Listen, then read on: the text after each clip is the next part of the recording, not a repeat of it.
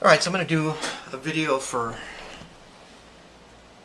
lesson 7, and as I frequently do, I'm not going to talk about everything that's in the video. There's intermolecular forces, which is in intermolecular forces in the lesson, and other things, but these are, in my opinion, the ones that are most subtle and deserve our attention. So bond angles, Newman projection formulas, and angle strain. This is really chapter 1. Go back to chapter 1 on this. I got some questions the other night, and I had forgotten that you were actually given this information in chapter 1. 1 sections 11 to 1:12 or 13 or something like that. You might want to go back and review those. But I do want to say that I'll point out, I think I'll read section 1.12 to you right now. Suppose this is a water molecule. Suppose it's a water molecule, and we've got these two would be hydrogens, and this is an oxygen, I guess, if that's a water molecule, and let these be lone pairs of electrons. It's not a bad approximation for a water molecule. Lone pairs of electrons, of course, are not green, or they're not flat paddles, or whatever, but it does sort of help us visualize where these things are in space.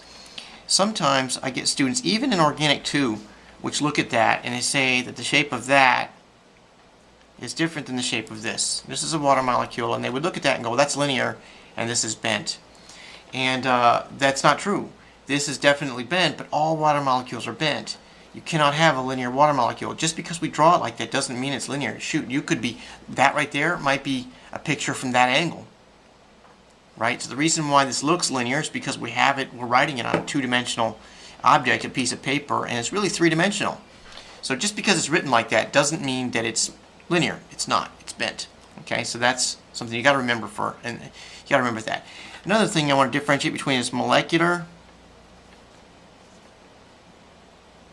So this the other night in class too. Geometry and electronic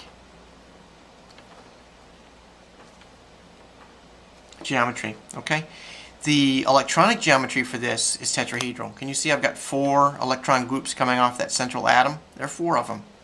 And they're roughly, that's the electronic geometry, they're roughly tetrahedral. The molecular geometry, though, is really only defined by the atoms, and there's only 3 of them there, right? My fingers are on the 3 atoms, and that's the molecular geometry, and the name of that is, you should say it. Let's leave that open. You name that. Okay, so the point for lesson 7, bond angles here, is just, I guess, go back and remind you that we've got tetrahedral, and so I don't want to say anything else about that. We've got electron groups which repel each other, and that's all I want to say about bond angles. But I do want to talk about Newman projection formulas, and these two concepts right here comprise, I think, the bulk of the complexity of lesson 7. All right. So first of all, Newman projections. What we've got to do is we've got to find a way to draw that unambiguously, right? So that even a bad art or quick art is going to still be unambiguous. In other words, the person who's looking at it will be able to figure out what's going on. Okay, so we have a convention which is like this, where these are the 2 atoms, and that the dot is actually the atom in front, and the big circle is the atom in back. Of course, that's bad art, right? If we were going to do that, always the thing that's closer is bigger than the thing that's further away. But if we were to do that, you wouldn't be able to see the atom in behind. Okay, so we've agreed. We're going to let the front just be represented by a dot, a point, and then the one behind is going to be represented by a sphere. And that's what we've got right there, those 2. Now, the front atom, as you can see, has got 3 other things coming off of it. So I'm going to draw that up, over, and over. I'm going to draw a little sphere on top of there to help you. Okay, that's what this front atom is. That's the front atom. Okay, and these 2 are little green sticks. Can you see them? Now the back atom, let's twist it a little bit. Okay, if I've got the back atom like that, can you see what I've got here? Okay, where you've got 3 things coming off the back atom. My question for you is, according to the picture I've got here, where's the sphere? And the answer is it's right there. Okay, so this is a Newman projection formula for this. Newman projection formula. All right, my next question for you is, where's the yellow bond in here? I'm not even going to answer that. I'm going to ask you to answer, where is the yellow bond? Okay, so this is the Newman projection formula for this structure right here, And let me draw this now as a sawhorse. Sawhorse is from the side.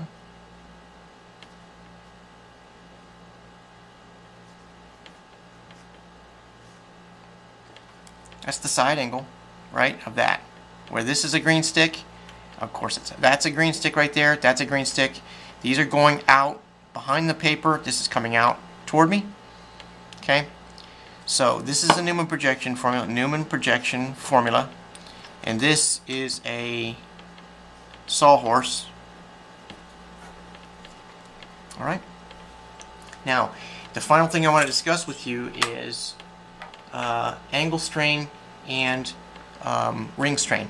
Now it's important to we now need to use the Newman projection formula to say this. Suppose that in this molecule right here, we won't even name it, but suppose in this molecule right here we've got these two big groups here. Okay, they've got a lot of electrons around them, and if they want to get away from each other. That's a little bit deceptive when we build this model because they look so small. You're thinking, well, how bad can that repulsion be? But it turns out that these things do have electron clouds that are oftentimes much bigger than we draw in our pictures, and they really are repelling each other. So if these guys are big electron clouds and these green sticks are small ones, what conformation is this thing going to want to take? They're going to want to get away as far away from each other as they possibly can, right? You see, this is a sigma bond, so we have free rotation about that. So that's going to be the lowest energy conformation for this thing, okay? So I'm going to draw this like this. Boom.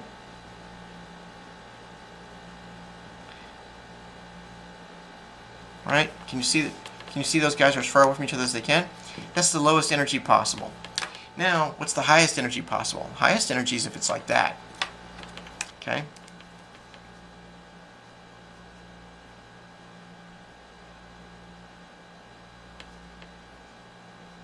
Now it's a little deceptive. I've got to sort of cock this thing out to the side a little bit in order for you to be able to see that that's really behind it. Okay? But that's going to be a higher energy. Let's let this be energy. Okay, that's going to be higher energy. And then the next question is, what's it going to be if it's like that?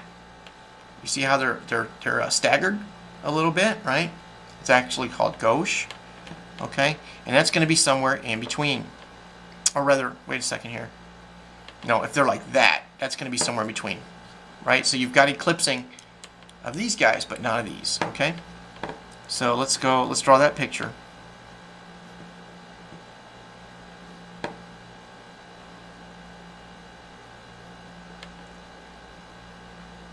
Right? That's what that is. Okay? Now everything in between, if we've got something that's staggered, that's the one that's called staggered. This is gauche. If we've got that staggered, that's going to be lower in energy than these two. Okay? So it's going to go down a little bit as we twist this. This axis, let's let it be angle of rotation. How do you spell rotation? Rotate.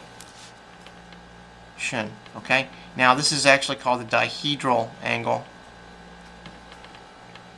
Okay, that's the angle of rotation.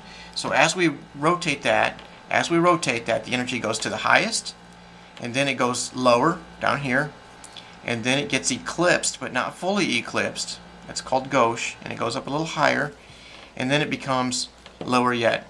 Okay, that's the lowest. And that's how we get that energy diagram for that. You'll find an energy diagram for this on page what? Find the energy diagram that describes this and fill in the blank. Okay? One last thing I want to say about this is that this is called a just a minute here.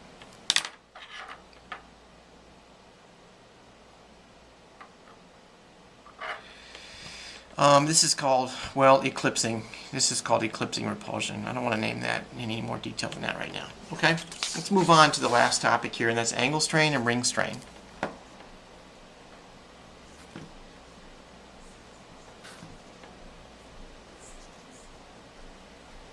Okay, I don't want to name the strains right now, but I want to point out something here. Suppose we've got a cyclohexane. Okay? The internal angles of a pentagon, of a regular pentagon, can you see a regular pentagon there, right? All the angles are equal. The internal angles are about 110 degrees. Okay, so if this is an SP, so suppose this is cyclohexane, cyclopentane. If this is cyclopentane, what's this? Besides a green stick.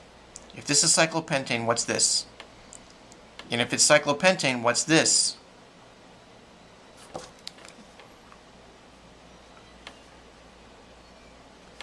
Okay? Those are both hydrogen atoms. Okay? The reason I put hydrogen atoms as green and pink was just to sort of help see that this thing's flat. Just to help us see it. That's the only reason I did that. There's no difference between the two if this is cyclopentane. Okay? Now that we know that, let's look at this. What's the hybridization of this atom right here? Really, I fully expect you to be answering these as I go along, okay? What's the hybridization of that atom? It's sp3. Okay, if it's sp3, what's the internal angle that we want here? If this is sp3 hybridized, we want internal angle of 109.5 degrees. Okay? Now, if it's 110 and we want 109.5, tell me something about the ring strain there. Is that good or bad? It's perfect, right? 109.5 is almost perfect with 110. All right, the next question though I have is look down this bond here. Suppose that we've got, look at the Newman projection formula here, and do you see eclipsing? Pink to pink eclipsing and green to green eclipsing. All right, so we do have some strain there, angle strain. All right, that's for cyclopentane. What about cyclobutane? I want you to go through the same exercises. Cyclobutane. Ask yourself first question, what are the internal angles of a regular tetragon, which we call a square, right? What are the internal angles of a regular tetragon? I'm going to say square. That's the first question. What's the hybridization of the atoms, the carbon atoms, in cyclobutane? Okay. How close are they to what they want to be, right? And that is the answer to these questions is going to lead you to how much ring strain is in cyclobutane. Okay, that's the exercise I want you to go through. Those ones right there. Now, I'm going to do the next one with you, and that's cyclohexane.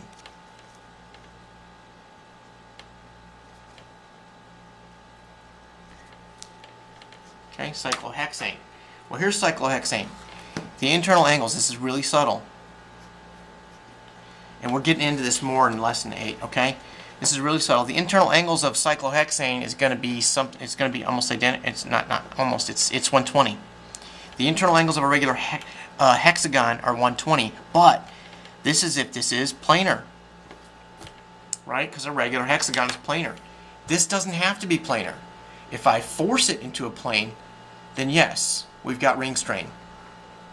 But it's not forced into a strain. This is a three-dimensional object, and these things always have space to operate in, right? So it's not forced into a three-dimensional plane. It turns out it can twist and buckle, and if it does,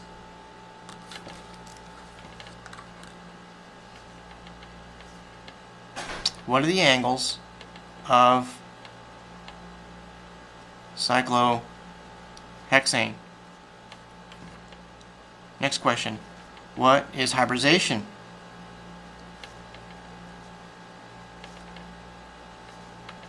Of cyclohexane. Okay? And the next question is, when I said planar here, I'm talking about a regular hexagon.